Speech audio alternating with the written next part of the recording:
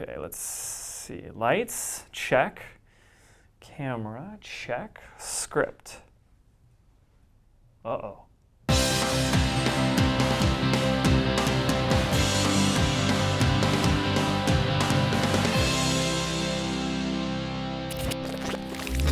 Hi there, James Wedmore here, your video marketing coach. And in today's video, I'm gonna go ahead and give you an 11-step checklist for how to prepare for your next video shoot. Now, before we get started, I wanna make sure that we're clear on a couple of things, some best practice here. The first is that what we're really shooting for is filming your videos in batch, which means we wanna block off an entire day, or at least half a day, where there are no distractions and you do nothing but create as many videos as possible. The reason this becomes so advantageous is because as you get momentum going, you get into this flow state, you get a rhythm and you start making less mistakes and you start moving the ball and you get more productive, more effective with your videos. However, with that being said, I want to give you a little warning. It always takes longer than you think. So plan for the worst and don't bite off more than you can chew, okay? Let's get into those 11 steps right now. Okay, number one, write your scripts. Before you ever step foot into the studio and film your very first video, you wanna be as prepared as possible, not just on how your videos are gonna look, but what you're actually going to say. And if you sit down and just take a few moments to write out a simple script, or at the very least, an outline, you're gonna be so much more prepared and efficient when you start filming. That's exactly what I do. I start with a list of the videos and the topics that I want to create, then I turn those topics into outlines, and then from an outline, most of the time, I will write a word-for-word script that I just spit into a teleprompter and read off the screen. Now, I'm not doing that here. I'm actually reading from just an outline of ideas that I came up with. But to best prepare with your scripts, you also want to come up with ideas for what B-roll or additional shots. Maybe you want to do a little storyboarding, kind of come up with the concept of what angles you want to shoot, and prepare for any other factors or variables that might make your shooting or your film day more dynamic or take more time. Number two, prepare your set and your lighting. So the best advice I can give you here is to actually build your set and prepare your lighting the day or two before you start filming. Why? Because it takes time, and the last thing you want to do is eat into your actual filming day. You'll be burnt out and tired before you even press record. So take a day or two beforehand and build your set. Now, I have videos and there's other videos on YouTube showing you how to do a basic 3-point lighting system, where to angle your camera, and how to frame your shot. But make sure that's done beforehand. Literally, on your filming day, you should be able to just walk into the studio, turn on the lights, press record, and start filming.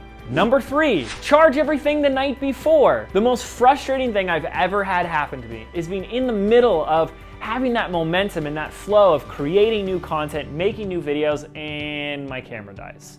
And the batteries die in the microphone. So please, please do yourself the favor, avoid that frustration and take the time the night before to charge everything. The camera batteries, and if you have an extra battery for the camera, the more the better. Make sure that you have batteries for whatever microphones you're using, and anything else, like an external audio recorder, anything that you have that requires some sort of battery, make sure it's charged. Number four, wardrobe. Now, I'm a guy, so I tend to forget about things like this, but you gotta remember, if you're filming a film block, you're filming multiple videos, and unless you're a cartoon character, you're probably not gonna wear the same outfit each and every day of your life. So it would be advantageous of you to bring a few sets of clothes, something to change into each and every video. So don't scramble around and waste time during your film day. Prepare your wardrobe the day or two before. You should have as many outfits as you do videos planned for your filming day. Number five, hair and makeup. Again, I'm a guy, so I'm not really a big fan of wearing too much makeup, but I have in the past put on a little foundation or concealer or whatever it is that those women call it, so that I can hide a little bit of the shine on my nose and forehead so I'm not bouncing light off everywhere. But I do take time, for the most part, to put some stuff in my hair, make it look semi-decent for my audience, and I recommend you do the same. You want to make sure you look, kind of nice, right? Number 6, get an assistant or 2.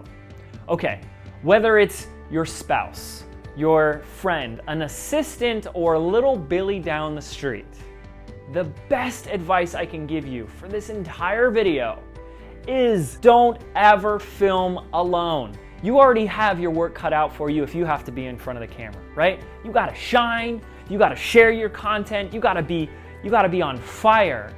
But who's manning the camera? Who's making sure you look good? Who's making sure you said everything that you needed to say in the right way without making any mistakes? Who's getting you food and drink, right? So anytime you can get at least one person to help you, the better. Now for me, my team consists usually of at least 2 additional people. One person is just in charge of our video camera work. That means we have someone who's in charge of setting up the lighting, the set, manning the camera, and the audio. Then I have a second person who's their sole job is to watch me. They make sure that I'm not doing anything too stupid, that I'm saying my lines correctly, that I enunciate what I say, that I didn't make a mistake that I wasn't able to hear because my brain's already on to the next thing. But get someone to help you, please. Don't do it all yourself. And I'm sure if you just call in a favor or two, someone that cares about you is willing to help out for free, or for lunch, or dinner, or both. Number 7, extra batteries. Okay, so I already told you gotta make sure everything's charged. But if you're like me and you're using the Sony wireless lavalier system and a few other of the tools and gadgets and gizmos we use in our video shoots, we can't really charge those batteries, so we always make sure that we buy them in bulk. A ton of AA batteries that are always lying around that we can pop in to our mic system or whatever we're using, so we're good to go. Anything that's gonna slow us down, we wanna solve that beforehand. And if that means buying extra batteries, then so be it.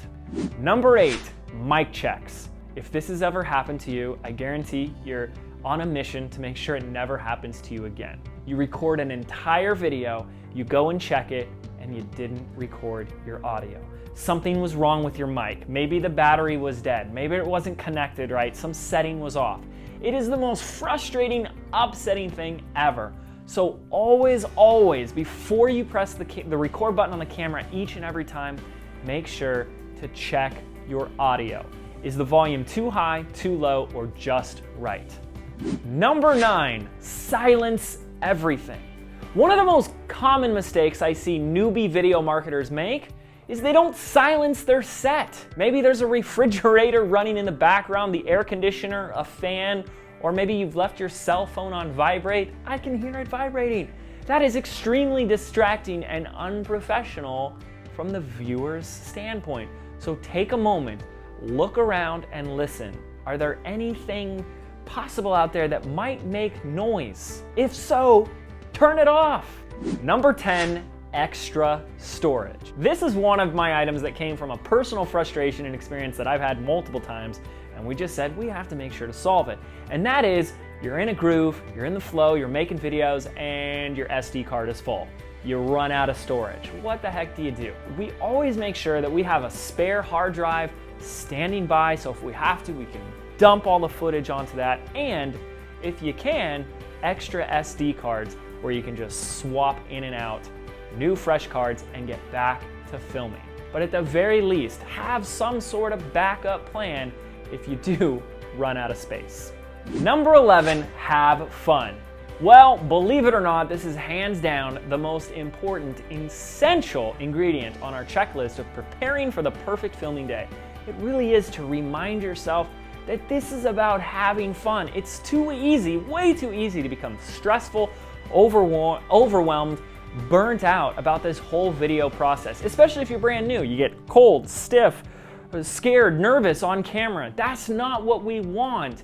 Loosen up, have fun, and enjoy the process. This is a creative process and an opportunity for you to expose the real you to your audience, to your customers, and to new people that are looking for you on the internet. And besides, when you make mistakes, that's a good thing. That's what becomes the blooper reel for the rest of your videos. That's what causes people to laugh and smile and say, wow, look, this is a real person I can relate to. They're not some perfect fake news anchor. They're a real human being like me. So again, have fun when you film your videos. Well, there you have it, your 11-step checklist for preparing for your next film shoot. I hope this helped. If you have any questions, comments, or concerns, put them in the comment box below this video. Make sure to subscribe, and I'll see you in the next one. Thanks, take care. Hey, James Wedmore here, and in this video, we're gonna show you how to prepare for your shooting day. Okay, let me know when you're ready to rock and roll. Oh. Okay, so then it's the intro. Ba-ba-da-ba-da-ba-da-ba-da-ba-da. Keep your pants on, all right? The biggest advice I can give you here is always prepare preparation A, preparation B, and then we'll get to like preparation H. Wouldn't that be hilarious? No? Preparation H is a hemorrhoid cream. It was an Austin Powers joke.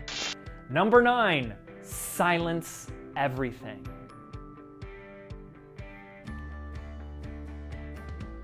Is they don't turn off all those external factors of sound and noise that kind of, maybe they've got a refrigerator running in the background, or a phone that's on vibrate, or a refrigerator. I already said refrigerator.